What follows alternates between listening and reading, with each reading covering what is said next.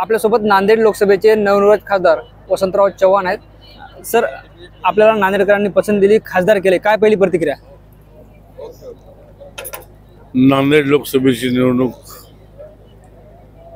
आज मतमोजणी संपली, त्यामध्ये माझा विजय झाला।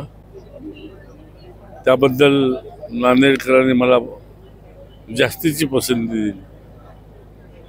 हा विजय माझा एकट्याचा नाही, सगळ्या मतदार आणि कार्यकर्त्याचा विजय। सर, आपण जर बघितलं तर काँग्रेसमधून अशोकराव चव्हाण भाजपात गेले, भाजपाची ताकद वाढली असंही बोललं जात होतं, तरी सुद्धा मतदारांनी तुम्हाला पसंत दिली, नेमकं काय रहस्य? अशोकराव चव्हाण साहेब हे भाजपमध्ये गेले, काँग्रेसच्या कार्यकर्त्यांना हे अजिबात पटलं नाही आणि त्यांनी जो निर्णय घेतला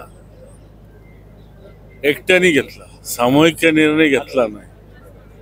काही मोजके नगरसेवक आणि कार्यकर्ते त्यांच्या बाजूने गेले, पण सर्वसामान्य मतदार, सर्वसामान्य कार्यकर्ता आजही काँग्रेस पक्षामध्ये राहिला आणि काँग्रेस पक्षाला मतदान केलं।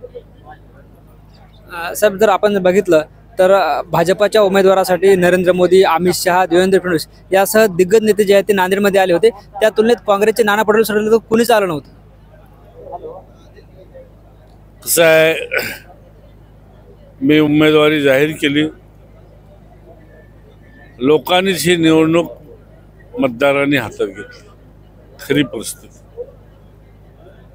ही धसकी समोरच्या बीजेपी पक्षाला वाटली आणि ती परिस्थिती बघून देशाचे पंतप्रधान असतील, गृहमंत्री असतील, गडकरी साहेब असतील, फडणवीस असतील, इतर मंत्री असतील, डझनभर बीजेपीचं मंत्रिमंडळ या नांदेड जिल्ह्यामध्ये ठाण मांडून बसलं होतं। कारण त्यांना कळालं की ही जागा आपल्या हातून चालली, त्यामुळे इथे येऊन खूप प्रयत्न केला, पण जनतेने त्यांना दाद दिली।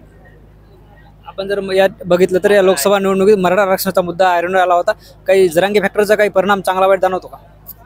जरूर, जरांगे पाटलांनी मराठा आरक्षणासाठी, प्रमाणपत्रासाठी महाराष्ट्रामध्ये लढा दिला आणि त्यांना ह्या बीजेपी सरकारनं महाराष्ट्राचं एवढं सतवलं, शेवटी पदरामध्ये काहीच पडलं नाही। म्हणून जरांगे पाटलांनी जाहीर केलं निवडणुकीच्या काळामध्ये की बीजेपी सोडून तुम्हाला कुणालाही मतदान करा। शेवटी समाजाच्या लोकांनी नांदेड जिल्ह्यामध्ये, या महाराष्ट्रामध्ये आमच्या काँग्रेसला, राष्ट्रवादीला आणि शिवसेनेच्या बाळासाहेब ठाकरे गटाच्या उमेदवाराला प्राधान्य दिलं। साहेब, आपण जर बघितलं तर 2019 साली प्रतापराव चिखलीकरांनी अशोकराव चव्हाण यांचा पराभव केला होता। आता ते दोघंही सोबत आहेत। अशोकराव चव्हाणच्या भाजपात गेल्यामुळे चिखलीकरांना फटका बसला असं आपल्याला वाटतं का? खरं म्हणजे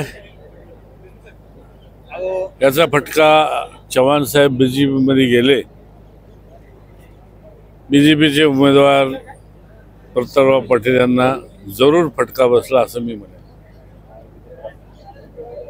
लोकांची नाराजी, लोक प्रतापराव आणि अशोकराव 10 वर्ष कधी एकमेकाला बोलले नाहीत। निवडणुकीपूर्वी प्रतापरावनी त्यांच्या फोटोला 1 महिन्यापूर्वी जोडे मारले। हे लोकांना पटलं नाही काँग्रेस पक्षाचं आणि हे मनोमिलन झालं, हेही लोकांना पटलं नाही।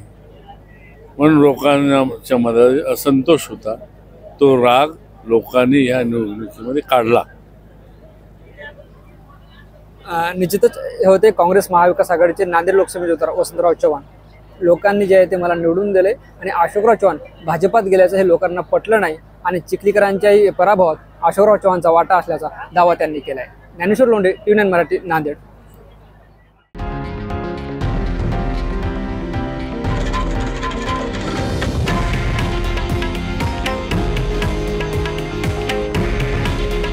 हे आहे देशातील नंबर 1 न्यूज नेटवर्क आणि आपण पाहत आहात TV9 मराठी.